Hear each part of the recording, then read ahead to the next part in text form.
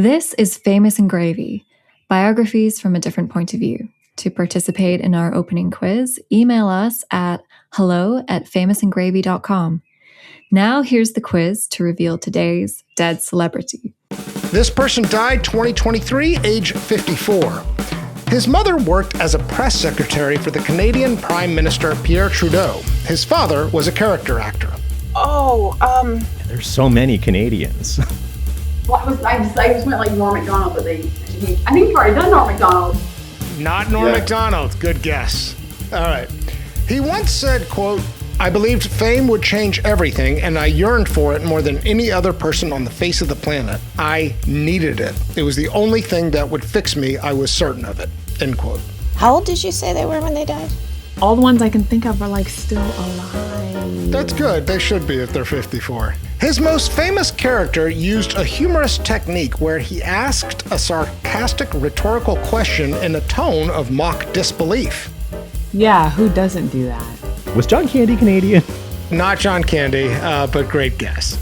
A jet ski accident in 1997 helped set in motion his addiction to painkillers.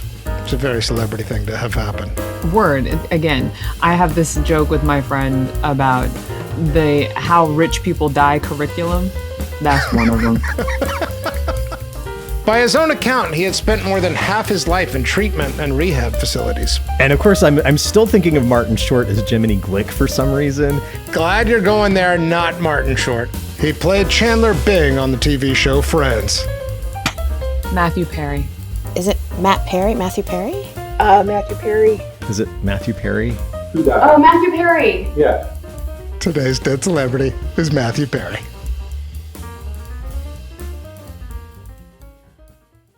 You know, the thing that always makes me cry, and I hope I don't cry here, is that it's not fair. It's not fair. It's not fair. It's not fair. That I had to go through this disease while the other 5 didn't. They got everything that I got. But I had to fight this thing, and still have to fight this thing. So just to end this on a good note, there are people that will help you and get their help. It doesn't go away. It never goes away.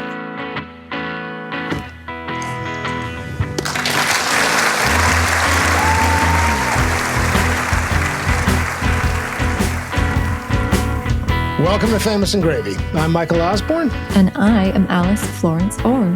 And on this show, we choose a famous figure who died in the 21st century, and we take a totally different approach to their biography. What didn't we know? What could we not see clearly? And what does a celebrity's life story teach us about ourselves? Today, Matthew Perry died at 2023, age 54. Alice, welcome back to Famous and Gravy. Thanks for making time for this one. Oh, it's my pleasure, and third time's the charm.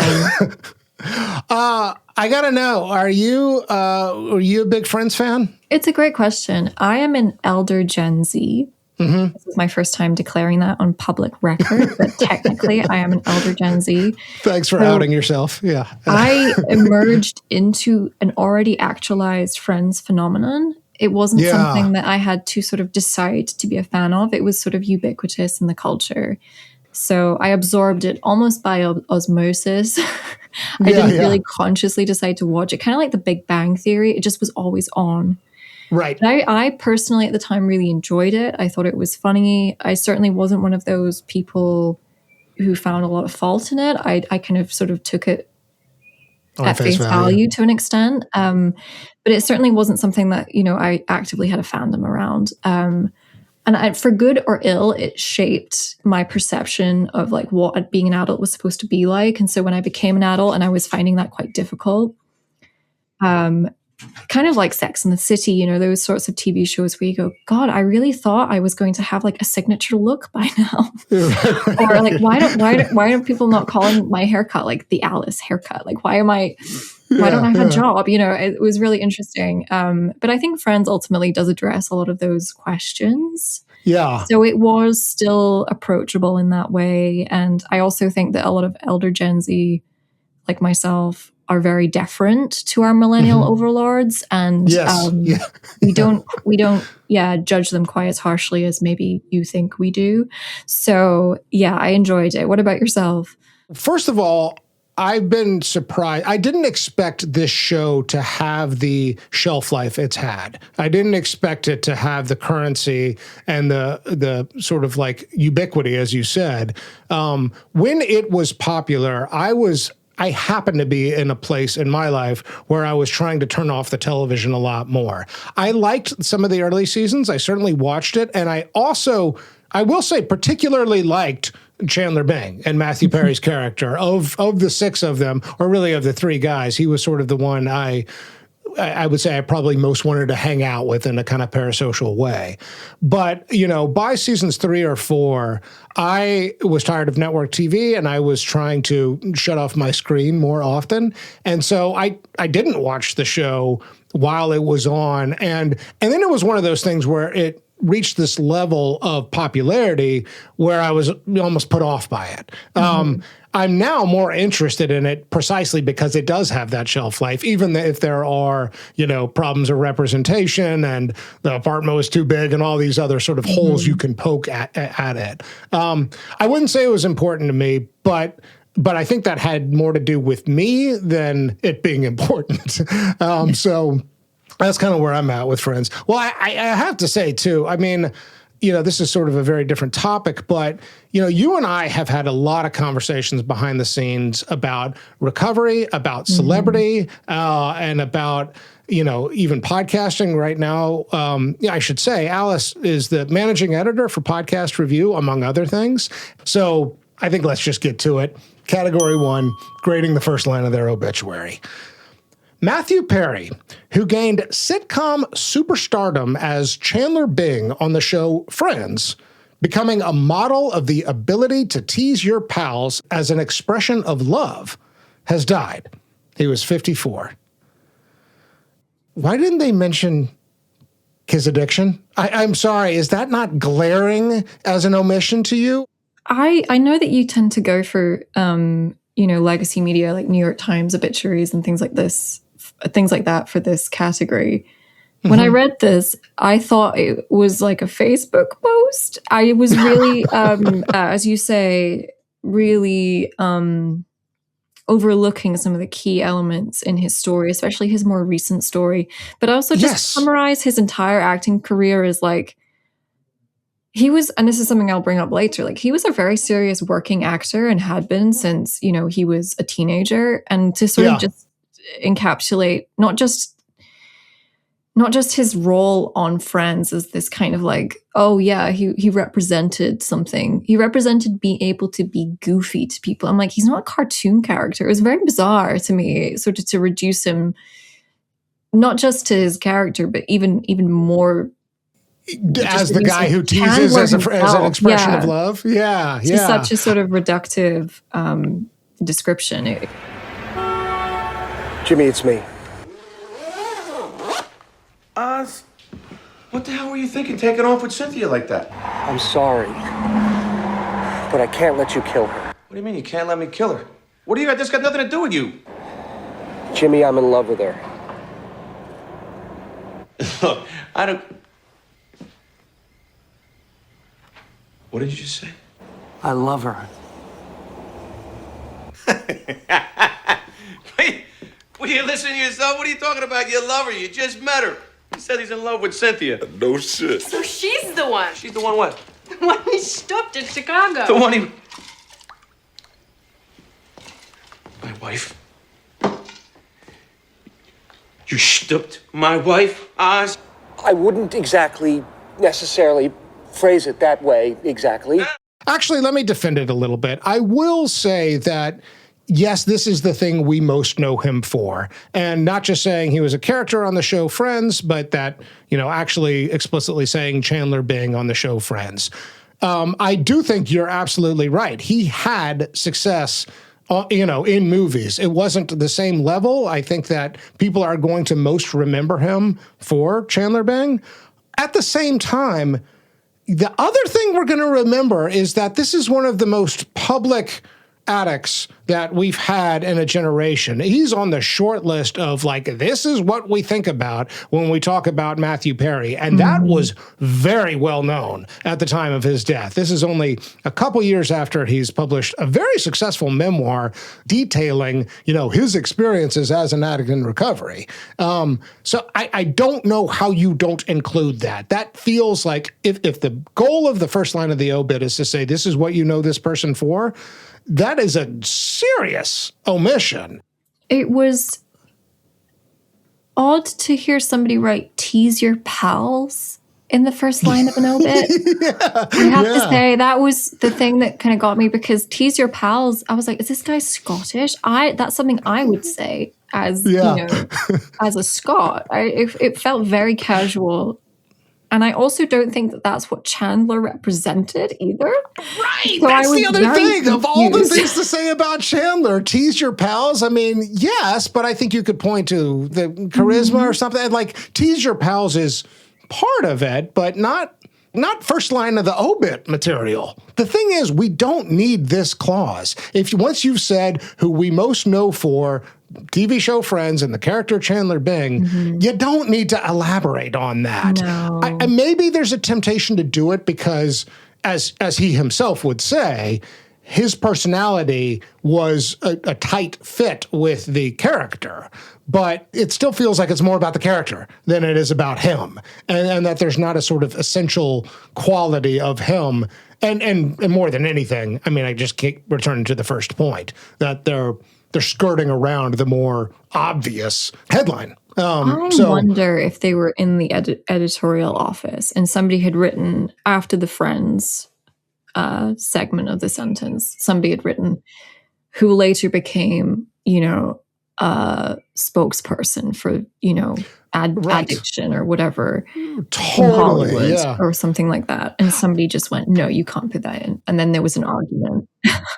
That's actually a really interesting point because, and this is something I'm going to want to talk about in other categories, but I do think that there's a very easy, this actually gives the writers of the obit a little bit more credibility, because I do think that it's very possible to say, you know what, the way he describes recovery doesn't work. And he's an example of the failure of, he explicitly calls out AA and the 12 steps in his memoir.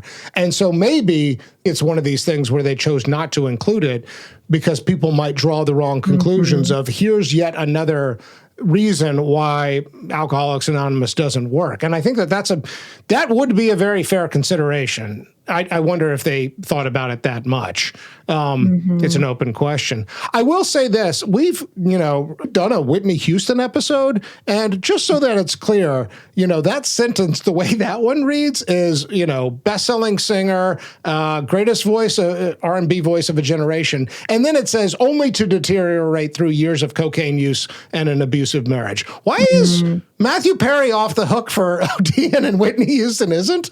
I'm calling out a double standard here. I agree. I think that it was very much the prerogative. So now, let's go back and look again to something we were seeing on screen but never fully recognized.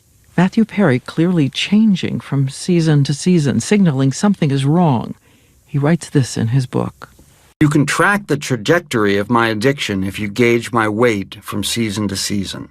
When I'm carrying weight, it's alcohol. When I'm skinny, it's pills. He writes about the scenes that remind him how he was just barely holding on. He needed the pills to function, but the pills destroy appetite and cause deep nausea. I feel too sorry for that guy. He's going through too much. And it's me. And I remember that.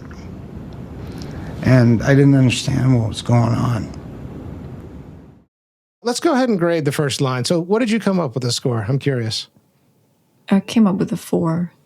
Okay, I had a 3. Yeah, I think we're right in the same place. I really think swing and a miss. I'm glad they said friends. That was obvious. That's low-hanging fruit. Mm-hmm. I don't think we needed an elaboration on the character. I think we needed to point to what we're going to remember him for and what we knew we were going to remember him for, you know, when he died. This feels to me fundamentally negligent. I give the Whitney Houston obit a 4 in that episode, and I've got to rank this one even lower just on principle. So, okay, let's go on. Category 2, 5 things I love about you. Here, Alice and I will develop a list of 5 things that offer a different angle on who this person was and how they lived. I've got some stuff, but I'm kind of curious what you've got. You want to lead us off? First thing I had, which will later connect to one of the things I have for another category, so that's a teaser for later on, is that I loved the fact that he was a committed working actor who did not just comedic roles. You know, he both before and after Friends did serious acting, and he was in the sadly cancelled pilot of an Aaron Sorkin show called Studio 60 on the Sunset Strip. Yes. I find this fascinating because it just almost is one of those things that you think, wow, this is like a little teaser of what an alternative universe for his life would be like where that show took off and he became more of like a Rob Lowe figure or somebody like that. Yeah. I just feel like people really saw him as such a comedic person, and that really overshadowed the fact that he was a really good actor. I don't have a cold open. And unless we find bin Laden between now and Friday night, we're going to have people's attention for the open. It needs to be too many things. What does it need to be? Self-deprecating, an acknowledgement, and an acceptance. A message from the producers? Should be on a grand scale. What's a grand scale? A song. A big song, a musical number. All right. Should pay respect to where we are, this studio, this city. Keep talking. I'm trying. We take the show seriously, but we don't take ourselves seriously? That's right. We screw it up, but we won't do it again. Yeah. We'll be model citizens. We'll be a model. We'll be a model. You know who did the best frat humor of all time? Rudy Valley. Groucho Marx. It was W.S. Gilbert. We'll be the very model of a modern network TV show. We hope that you don't mind that our producer was caught doing blow.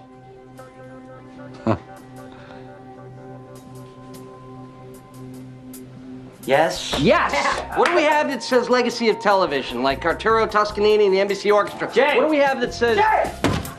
Jay!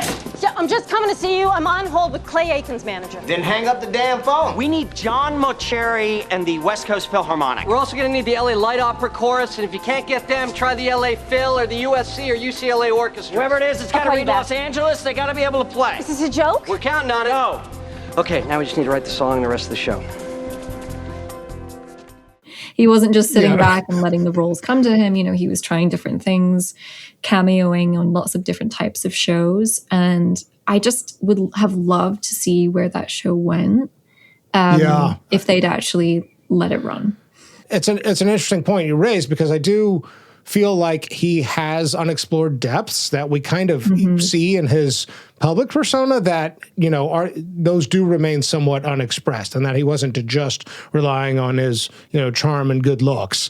And some of this is just pure luck. In fact, I think, you know, I talked to a friend of mine who was in Hollywood for a number of years, and, you know, he said there were roles he went after where he nailed the audition and he was ready to start spending money even before the check came in, and never happened. There was other things he got for reasons that he never would be able to explain. And I think that there is, you know, a lot more luck involved in what we associate people with than we give credit for. Even, and this is an interesting thing in his memoir, even him getting the role of Chandler, you know, he had a best friend who was up for it. That friend went with another role, creating the opening. Matthew Perry goes for it. He's the 6th cast member on Friends. I think your point, though, is that a more talented actor than maybe we give him credit for. Yeah, and committed. Like, it wasn't something that he wanted to be famous 100%, but I think he really enjoyed acting. Like, this was something that it's difficult because obviously he had a lot of trauma tied up in the idea of being performative and people liking him when he acts almost like a persona of himself. So I definitely don't think it was something that was like purely a passion, but also very much a sort of trauma response. But, you know, I think he was genuinely passionate about the craft. And I think that shows he's clearly so naturally gifted.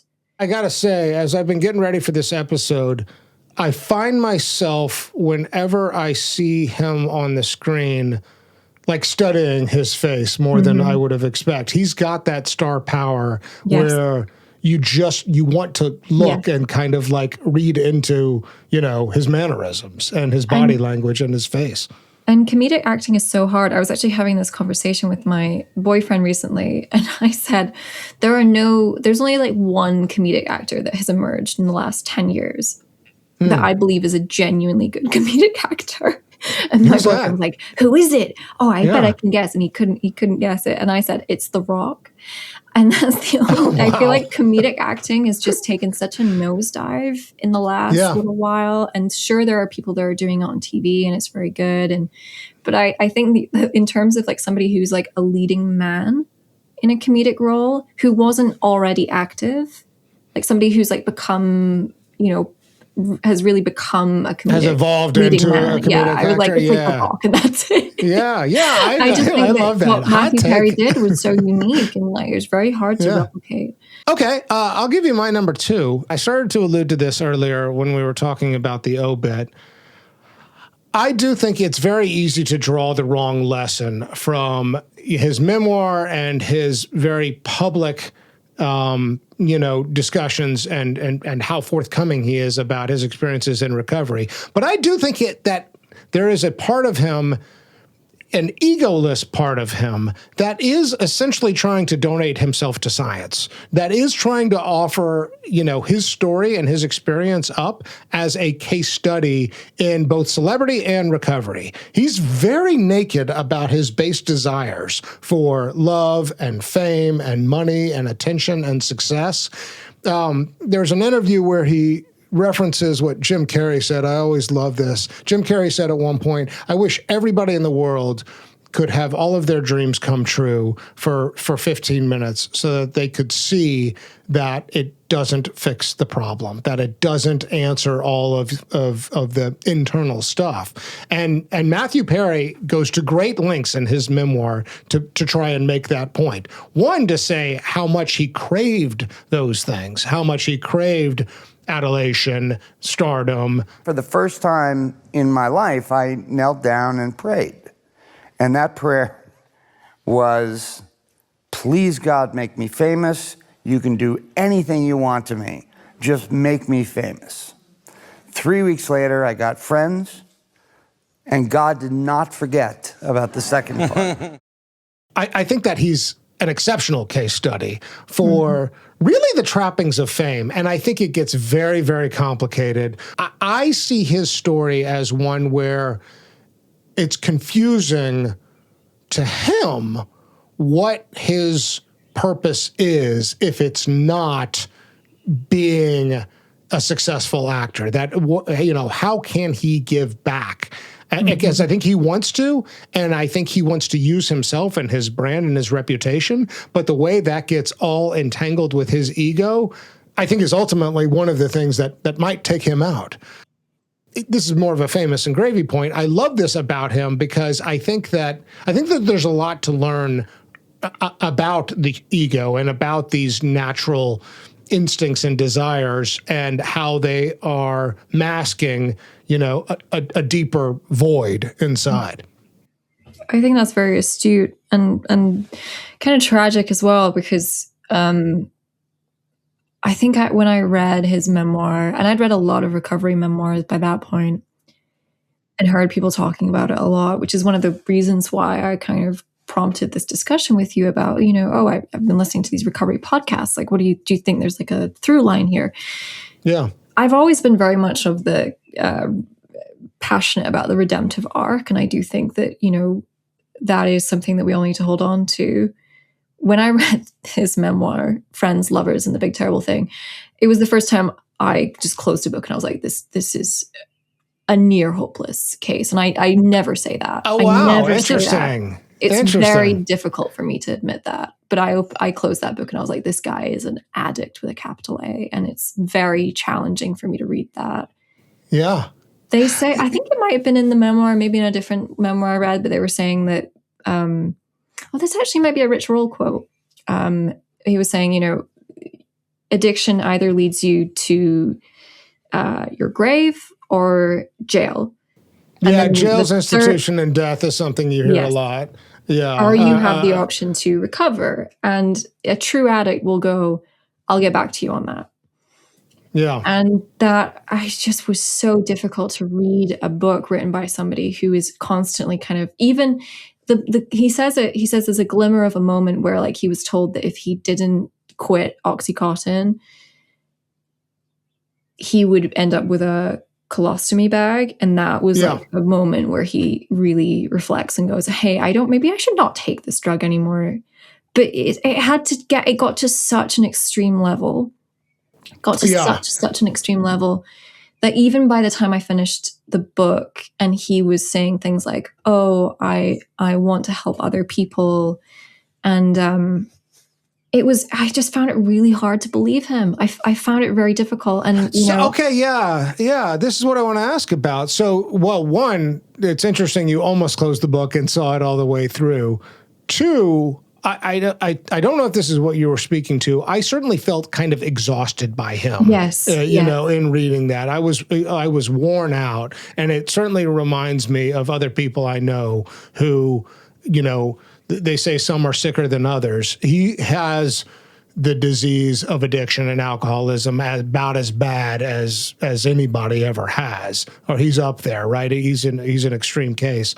But was your desire to want to close the book that you felt that it felt disingenuous, or that it felt exhausting? I mean, sort of help put your finger on the emotion that led you to wanting to be like, I don't know if I can keep listening to this or reading this. I remember when I was reading the book, I remember somebody asking, I think it was Dax Shepard, if he would ever have Matthew Perry on, and he said no. He's still.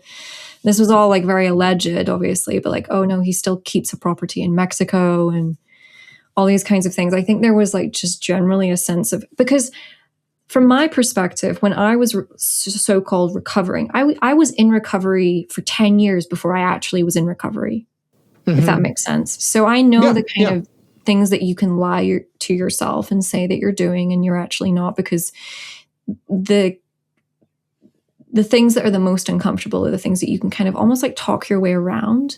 Yes. And give alternative narratives and alternative stories. And I kind of read it as like, okay, this writing a memoir about my recovery would be a great way of continuing to be a drug addict. And skating away from the fact that I still want to be a drug or an alcoholic. And hopefully people will just leave me alone for a few more years. And it was really hard because that was the energy it was giving, especially at the end. And I do believe him when he says that he wants to help other people, of course. But I also got the sense that he was like, well, this is what people expect me to do now, and I'm going to do it because it both makes me feel better about myself and also make other people look in a way more closely, but not actually at the problem. Yeah, I think this is you're nailing it. I got to say, this is exactly my experience of the book. But I looked at the book and I was just like, this guy has had like the most torturous life. I can't believe it. And then I realized it was me that I was talking about.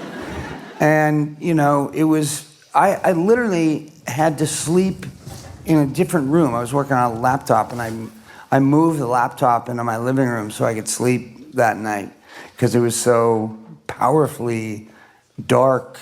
And for so long, I didn't know what was going on. I do now.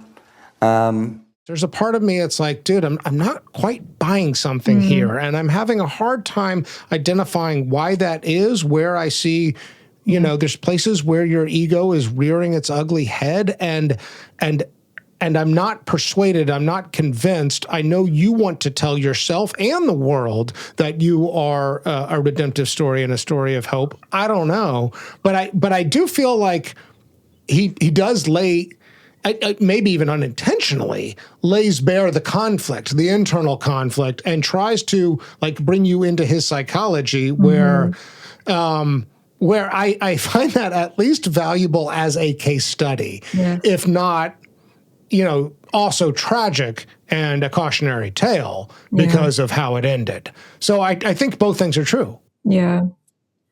All right, what do you got for number 3? This is good and dark. It's very dark. It's going to be so dark. All the things, all the things that I love about him are like dark things that like are exemplary of the fact that he was still able to function despite, it's extraordinary, honestly. Is that your thing, number 3? What is your thing? No, I mean, kind of. Basically, I was fascinated by the fact that he admitted to having no memory of recording 3 whole seasons of Friends.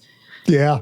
I think that's extraordinary. That's an extraordinary thing to admit. Like, which seasons he couldn't remember. I have there's no way for us to know because he's that good at acting. And I just think that that's like diabolically horrible. But I did work extremely hungover.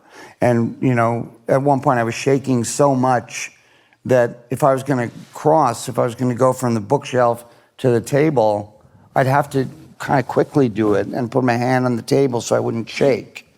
And, it got that bad. But that's been his whole life of just like performing for us so that we get what we want. And then we look away from the fact that he's destroying himself. So he's almost too talented. Like his ability to perform is what ultimately I think led to his downfall. Yeah.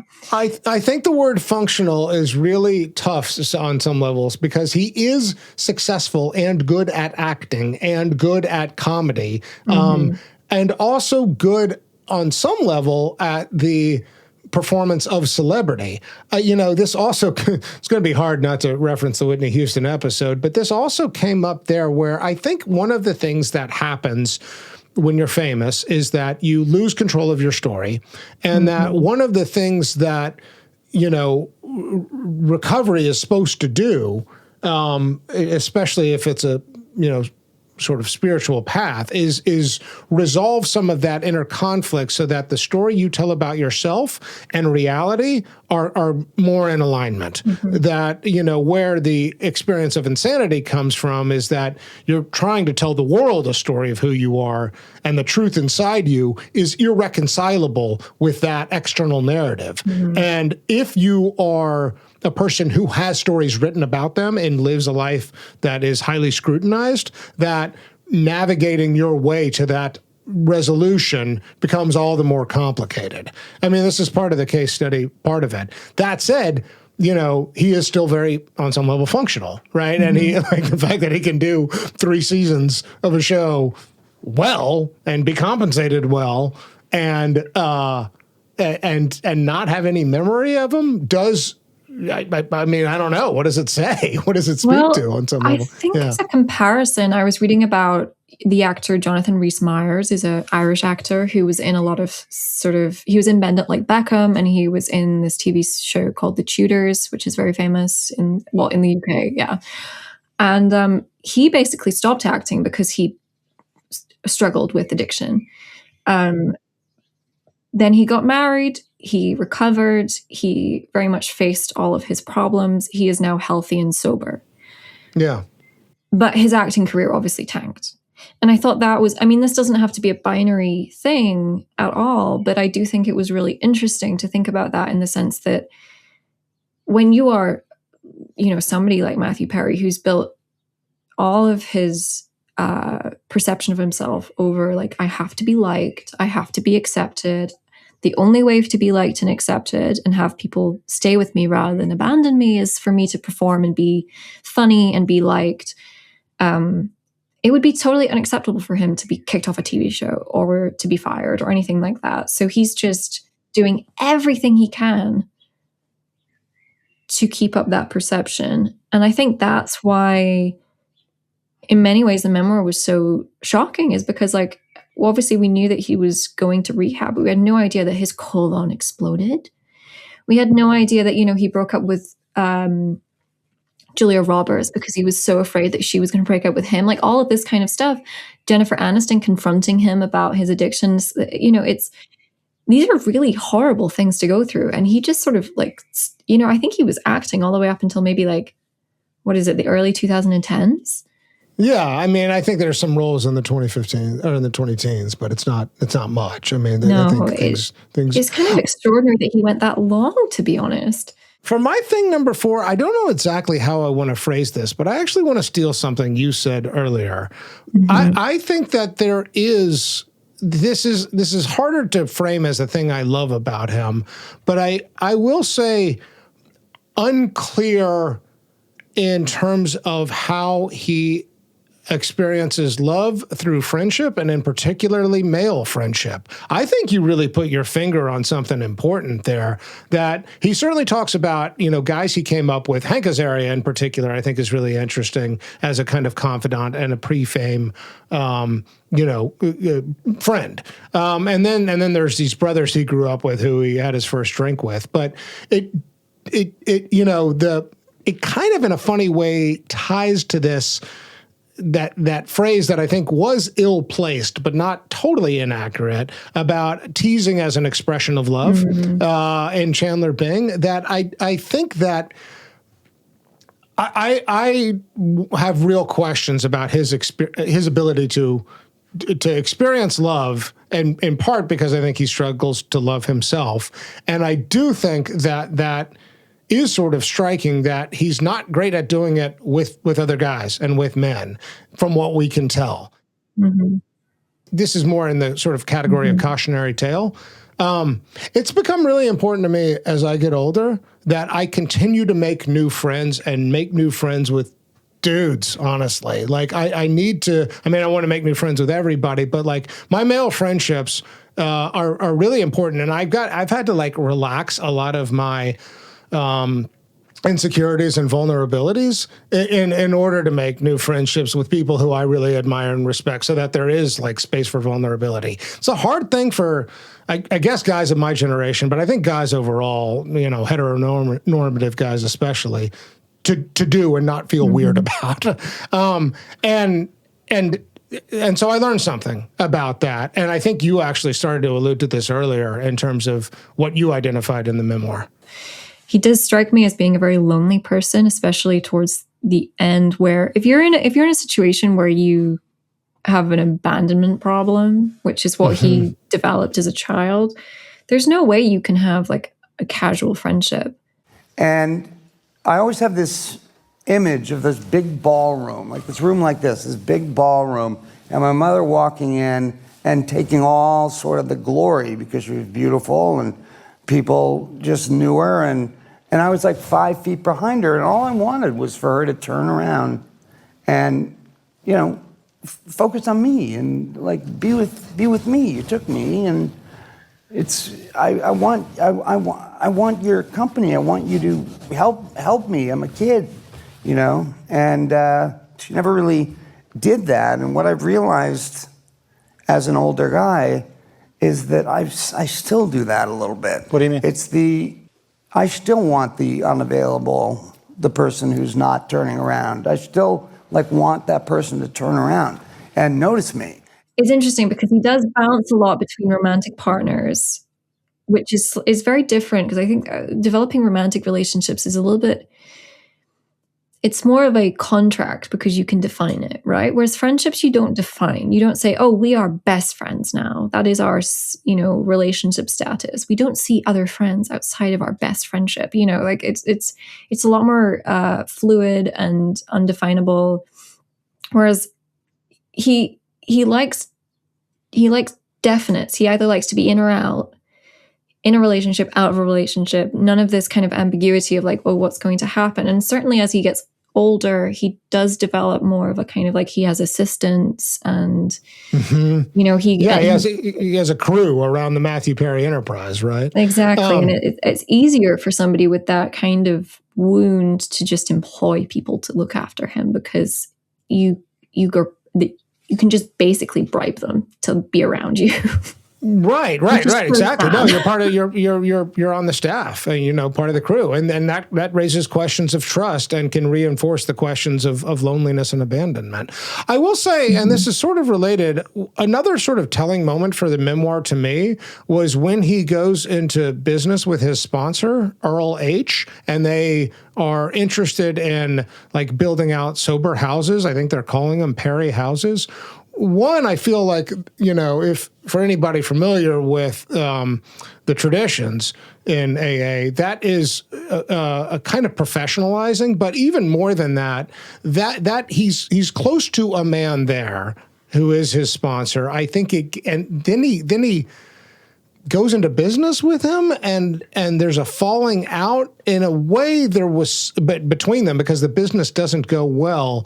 It's a sort of corrupting of that relationship that I think it stood out to me as one, dangerous, but two, emblematic of this bigger problem of what does my relationship with other men look like and people who I trust and I'm close to.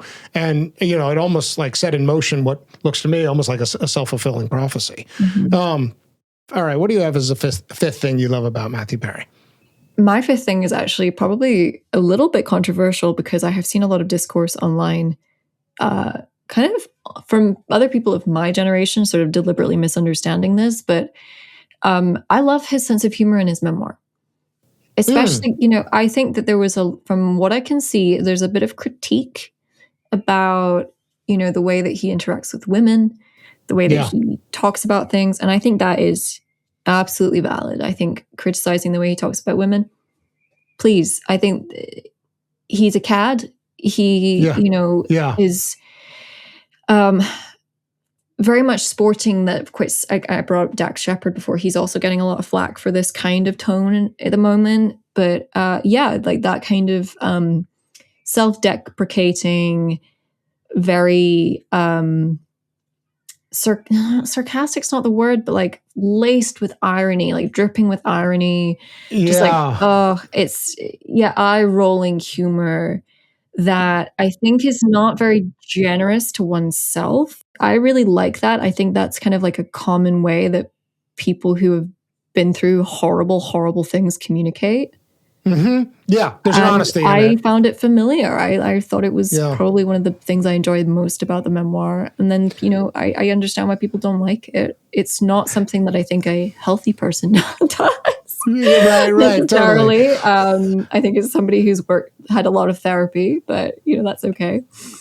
And it may be day 7 of the pain, but it was also day 10 of no movement, if you catch my drift. I hadn't taken a shit in 10 days. There's the drift. Awesome. All right. Let's go ahead and recap. So, number 1, you said committed actor. I really like that. Number 2, I said offered himself up as a case study. He essentially donated himself to science. Number 3, what did you say? It was something sort of in the functional category? He had no memory of filming 3 seasons of Friends. And we can't tell. Yeah, that's right. Number 4, I talked a little bit about his relationships with other men. And number 5, his sense of humor in his memoir. Okay, let's take a break.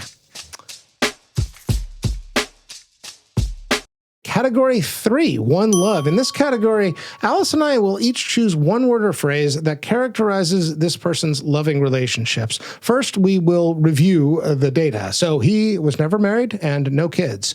Came very close. He proposed at one point and was in, I forget her name, but was committed to somebody. But Matthew Perry was alone in a big way. In terms of his loving relationships. Some pretty marquee girlfriends, though. Made out with Gwyneth Paltrow at one point. You mentioned Julia Roberts. There's a number of other women discussed in the memoir. He's active for sure. I thought it was also pretty revealing how he talked about early experiences being impotent. Sort of goes back to my previous point about sort of case study. He is trying to give the reader some information that he thinks is valuable. So, all right. Do you want to lead here? Do you got something? Sure. Mine's not very eloquent, but I can justify it. I think that his love could be represented as a strong magnet. What I mean is one of those magnets that, you sometimes buy in, hardware shops. The ones that are so strong that if you bring them even remotely close to each other with the opposing polarities, they pull together really quickly.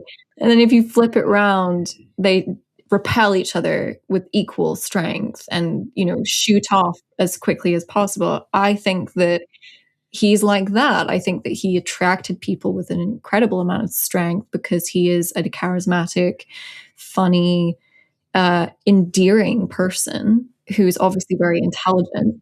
He's gorgeous as well, and certainly, as you just mentioned, pulled all these women. So he attracts strongly and then he repels at an equal force because he can't stay attached to these people. I think that's another characteristic of addicts is that they run to extremes. And I think that he does. I think that's really astute. I think that he clearly has an ability to, be an attractive and repellent force and flip that switch real quickly. And some of it obviously is, I think, very tied up in his inner struggles.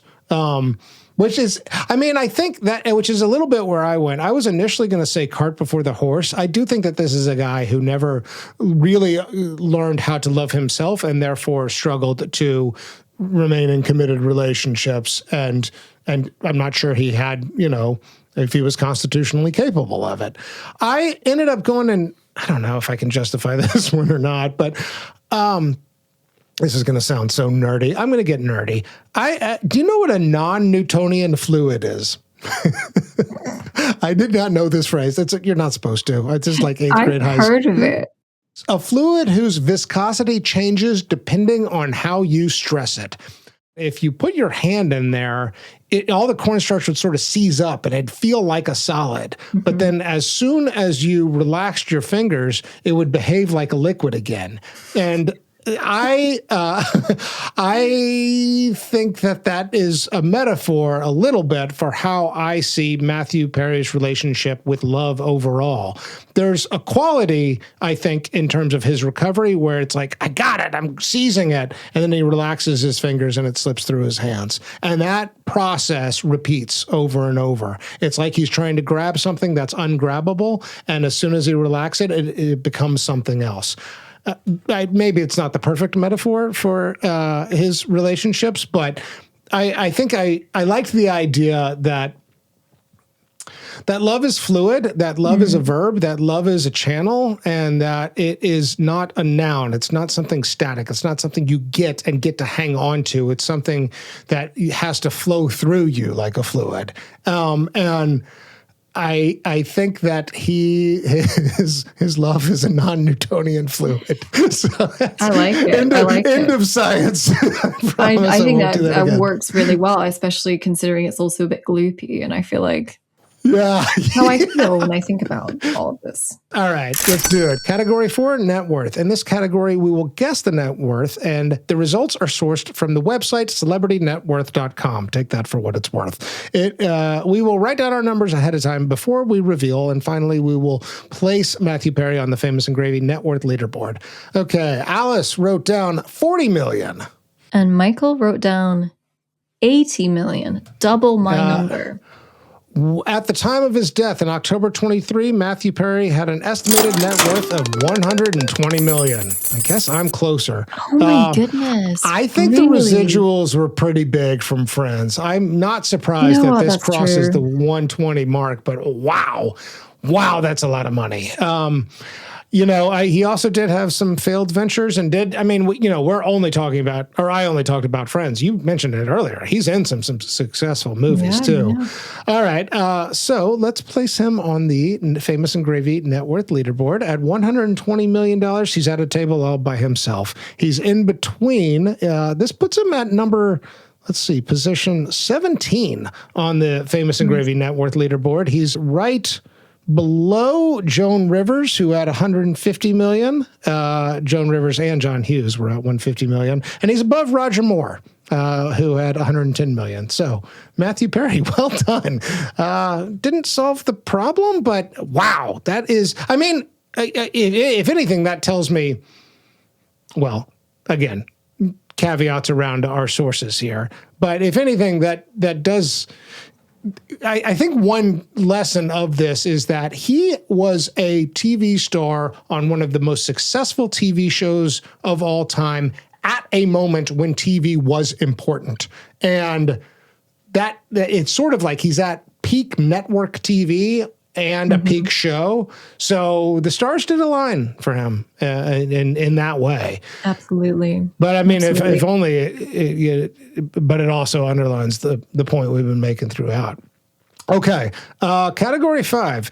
Malkovich, or Tiny Trophy. So the way this category works is you get a choice. You can either choose some small accolade or award you'd like to give them, or you can choose what we're calling a Malkovich moment. This is named after the movie Being John Malkovich, in which people take a little portal into John Malkovich's mind to have a front row seat to his experiences.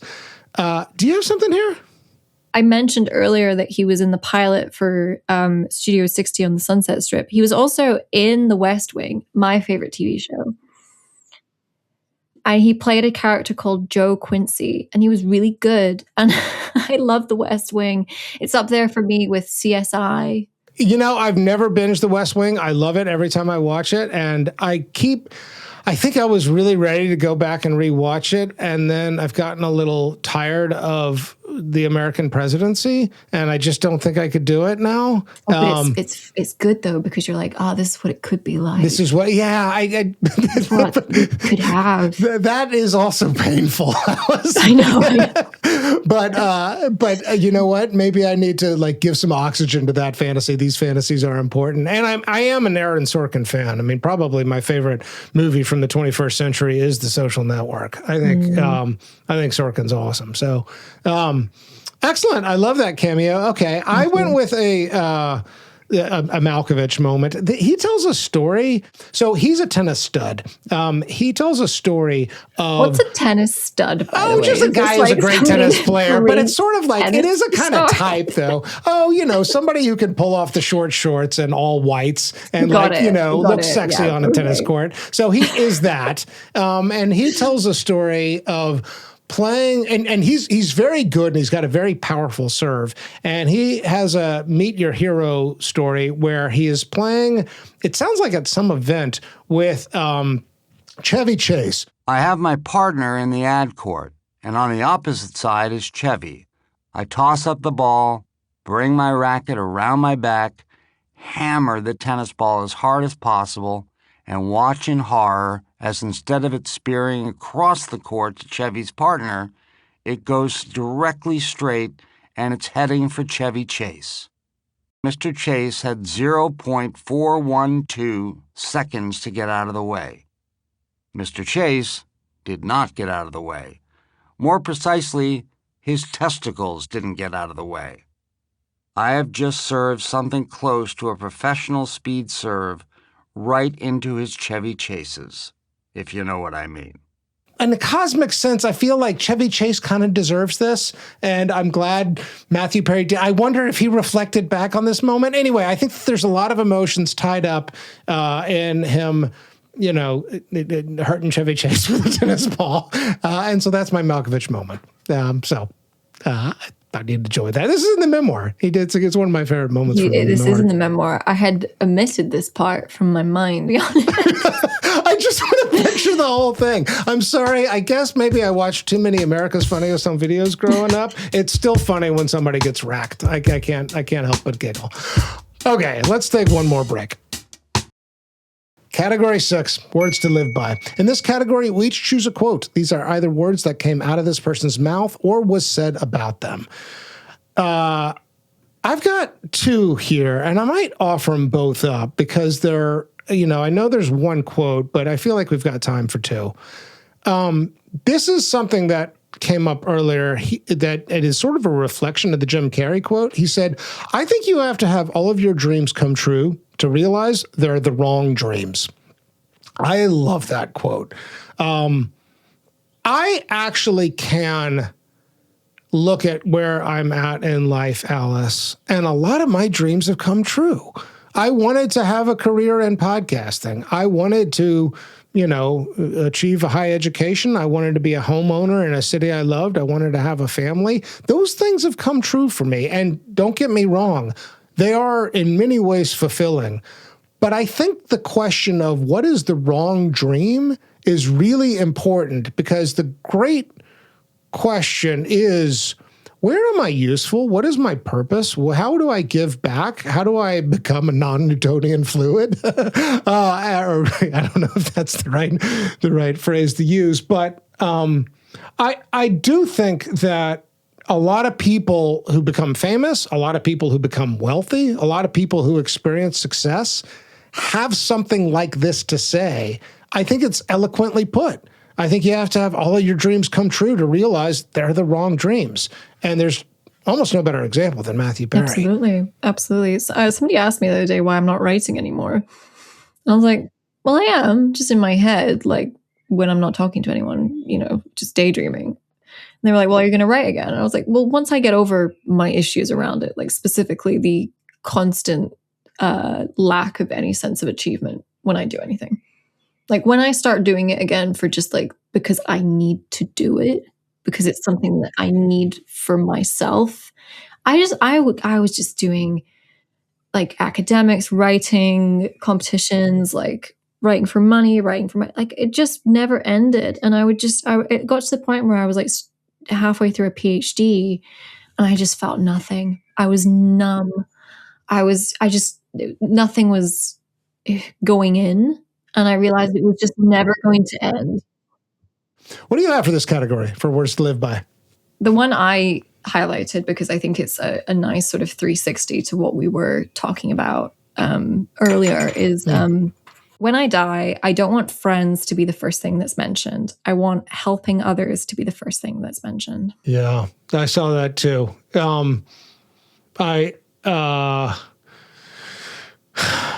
I do think what I hear in that is a little bit of connection with Head to Heart. I think he has gotten the education. I think he knows what he's supposed to do. I think it does not bear out in his behavior, and I think that there was some wall between his head and his soul that didn't allow him to put that into action sufficiently somehow. But I also have a lot of sympathy because I can see why he thought he was living that principle. Yeah. Okay, let's move on. Category 7, Man in the Mirror. This category asks a fairly simple question. Did this person like their reflection, yes or no? This is not a question about beauty, but rather a question of self-confidence versus self-judgment. I actually find this one a little bit more interesting than I initially thought I might. Because I've mentioned it a few times in this conversation. He's a face worth studying somehow. He's got a look. There's something about him that is real star power in terms of, gosh, our eyes are just drawn. Some of it is, he's gorgeous, he's conventionally handsome, but some of it's more than that. And it's ineffable that way. And I think for him, dangerous. So I'm still going that no, he doesn't like his reflection, but I lingered on it a little longer than I thought I might. Yeah, I play this game with my boyfriend where it's called Actor or Movie Star. Oh, really? Yeah, it's where we go through, as many actors as we can name, and we determine if we think that they are just an actor or if they are a movie star. And obviously it's easy for the actors from the past because we've already filtered them out. It's like the literary canon. We've already determined that some books are better than other books and yada, yada. Right. But the people that are currently acting now, we're trying to be like, oh no, I think this person's a movie star, not just an actor. So Tom Cruise is a movie star, right? Right. Etc. But it can get like a kind of obscure.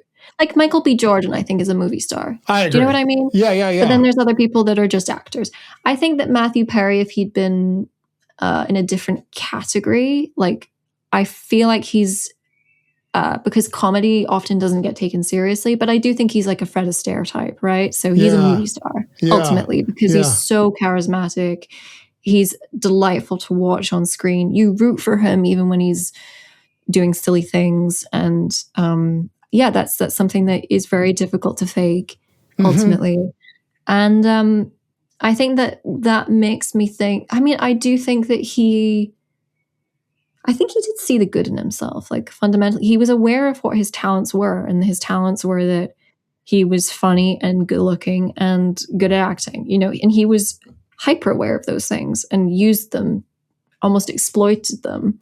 But then he had this like deep, deep problem where he thought that without that, there was nothing else redeeming about himself. Yeah, that's really interesting. I mean, I've thought of this category historically about in terms of self-confidence versus self-judgment. But I mean, to hear you talk about it, it's also on some level about self-awareness. And I do think he is more self-aware than I might have thought. I also think that the fundamental symptom of addiction is denial and self-denial, and that there is no, you know, it's very hard to do the honest appraisal in solitude, and he is trapped in a kind of lonely state. So, I think a lot of high-functioning addicts have this combo where they are highly intelligent and they are deeply self-aware, but this self-awareness actually is the deceptive aspect of it because they believe that they are in control of it. Their addiction becomes like a little friend, like a little secret that they have. Yeah. That only they really fully understand, and nobody else will quite get it. Because it's this exceptionalism thing that a lot of people have where they go, oh, I'm a bit different because I'm not quite that type of alcoholic, or I'm not quite that type of drug addict. I just, I have my own rules, and this is what I need to do to function, and I'm totally in control of myself. And in reality, that's obviously BS, and we're all the same. Well, yes, but I will say, to hear you talk about that does bring me back to your one love word and the sort of polarity, you know, the magnetism and the repellent quality, because I do think that if you believe that, you know, you're carrying around a secret, a sort of mystery, and that can be enticing. That can be part of that, you know, attractive force. People, you know, are drawn to mystery. So I do think it's tied up with his sex appeal on some level. You know, 100%, 100%. But then also, if that person then gets too close and that threatens the secret, you flip the switch. Yeah, exactly, and show ugliness or something, right? Or 100%, 100%. Like I deeply believed that. I thought, well, the reason these people want to be around me is because I'm like a certain body weight and I look a certain way. If I relax around them, I might gain weight and then they won't want me anymore. So I have to keep them yay close, but no closer, because I still need to like retreat back into my mental health problem. Yeah. To stay in control. And ultimately, you can't have a functional relationship in a dynamic like that where you're choosing, you know, the secret over a real person. And and then I think to the topic of addiction, where you're obsessed with managing yourself and managing that level of control, and that's what you know, that becomes unmanageable fundamentally. All right, let's move on. Category 8, cocktail, coffee, or cannabis. This is always a problematic category when you're talking about an addict or alcoholic, but the question we ask is, which one would we most want to do with our dead celebrity? I mean, I had to go coffee. I'm sorry. But I honestly, I almost want to have an afterlife debrief with Matthew Perry. You know, and because this is a fantasy category where we get to make up a scene, the scene I want to actually have exists somewhere in the ether, somewhere in the universe, somewhere where, you know, souls can drink coffee on a you know, foreign planet or something. I would. After he's, you know, grieved his passing, I would like to hear him try to put into words, what'd you miss here? You missed something here. Where, you know, maybe there is no answer to this. Maybe this whole thing is unanswerable, but if I were to have a conversation with him, because this comes up in my life a lot, actually, Alice. It's something I've been talking more and more about the show, that there are some people where I do feel like there's nothing left on the table in terms of connection and seeing them for who they are, and that can be fleeting. But there are other people where it does feel like they're carrying around a mystery that I don't necessarily need to know about, but I want to know that they know about it. And so I do see in him that I'm not letting go of something, deep inside, and as a nosy person, I'd like to know more about that. And as somebody who wants to learn from that, cautionary tale, I'd like to know more about that. So that's what I went with. Coffee in the Afterlife. It's a little bit of a cheat, but what about you? What'd you think about here? I'm going to be annoying, and can I ask 2 provocative follow-up questions? Please. Do you think that you would, during this conversation, be able to remain objective, or do you think there's any possibility that you might be compelled by his charisma into believing him in like another untruth potentially? And also, are we not kind of falling a little bit into the trap of like, oh, well, if only I could talk to him, I'm sure I could, help him or save him. I'm sure that's how everybody felt. No, that 2 great questions. And I'm actually, I'm going a funny direction with the first one, and I think it relates. There are, I get on a lot of Zoom calls these days, and I meet people in person. I also still have a fair amount of space in my life for phone calls. And something I've come to value about a phone call is that I only get somebody's voice. And when I only get somebody's voice, I don't feel like I'm distracted by their mannerisms and by their appearance, and that I've got a little bit more of a direct pipeline into their humanity. So to the extent that I would want to not be distracted by his charisma, actually this would be a better conversation if it were audio only and if it were over the phone. To your second point, a savior complex. Yeah, I want to save everybody.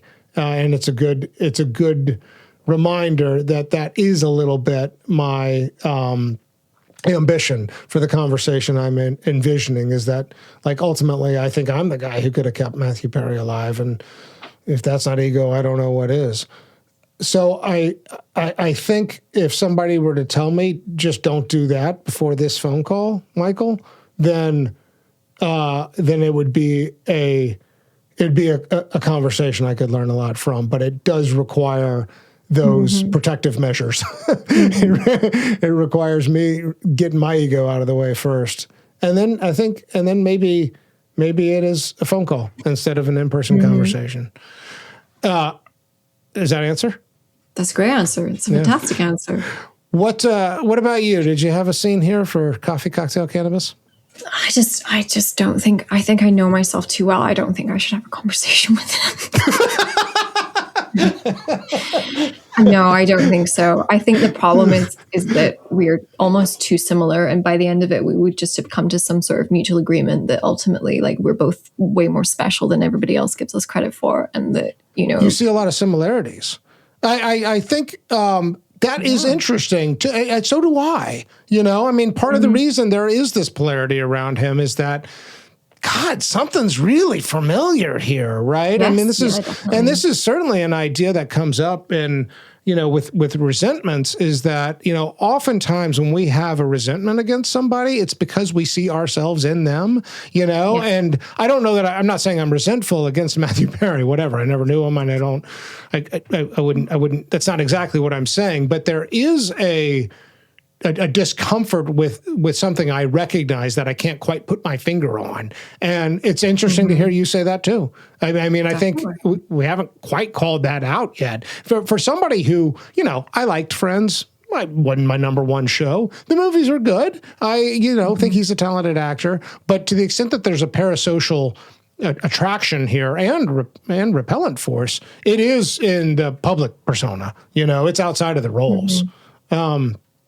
Huh. That's good. Okay. Well, I think we have arrived. The final category, no longer called the Vanderbeek. We've retired that name because James Vanderbeek has sadly left us. Essentially, what we want to do here is make a case that this person's life, legacy, story gave to the stream of life, means something here, and that there is a case for an upward staircase.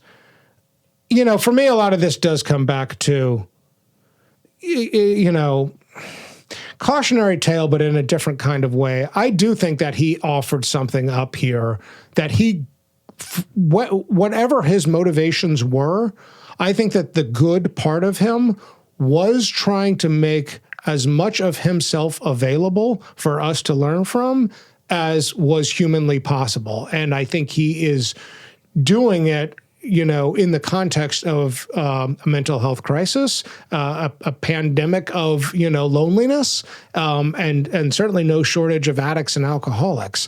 So I think he gave something here, which is maybe, you know, is it? I guess the hard part is it hopeful? If you take his life to be a tragedy, then the question is, do you still believe there is a solution?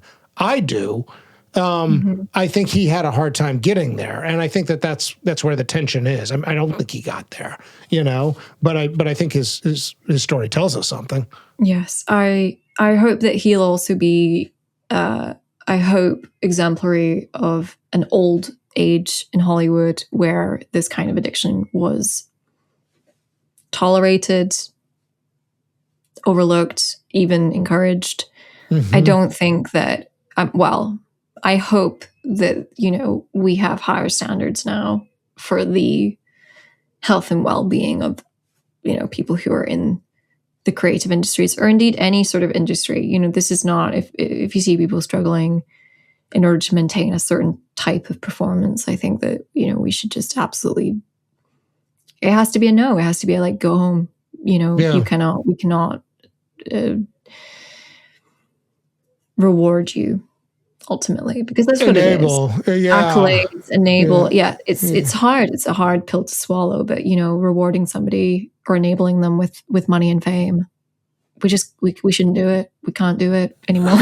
I mean, I agree. I also do think, I bring this up on a lot of episodes lately, that Derek Thompson from Plain English had this point that I love. He's like, celebrity is like this restaurant that has a 1-star review, but like 5,000 reviews. Everybody seems to want to keep going there and eating at this restaurant, even though everybody has reported back that the food is god-awful and you shouldn't want into this restaurant. That celebrity still sort of has that. We should know better. There is nobody who has become famous who didn't say, this is really a troubled way to live, ultimately. And Matthew Perry is very explicit about that. He even talks about this conversation with a friend who was up for the role of Friends and was trying to impress upon him, this doesn't solve the problem. This doesn't answer it. And I think maybe we have to experience it to know.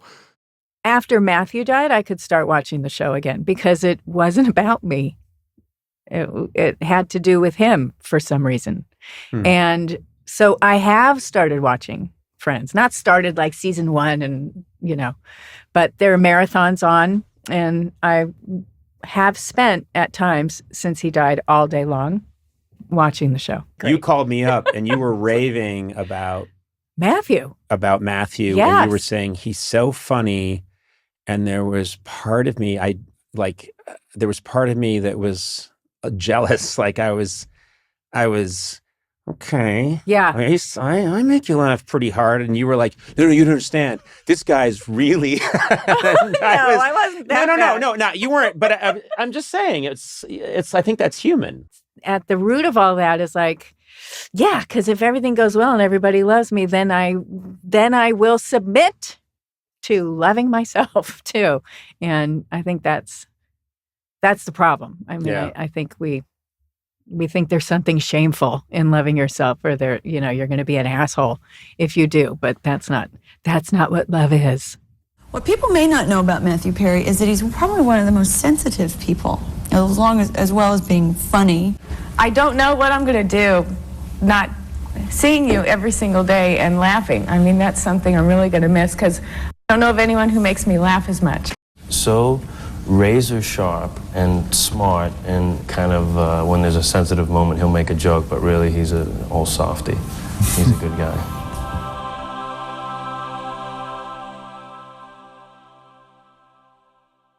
Speed round, plugs for past shows.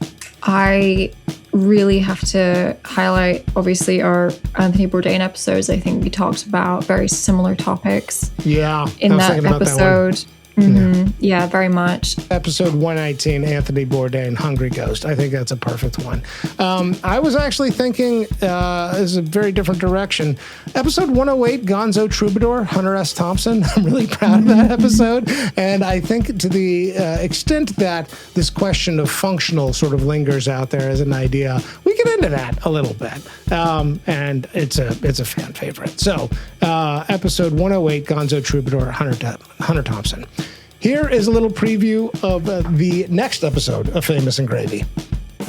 On the screen, he was both charismatic and curiosity-piquing, an actor who didn't let his characters give emotional clues away easily.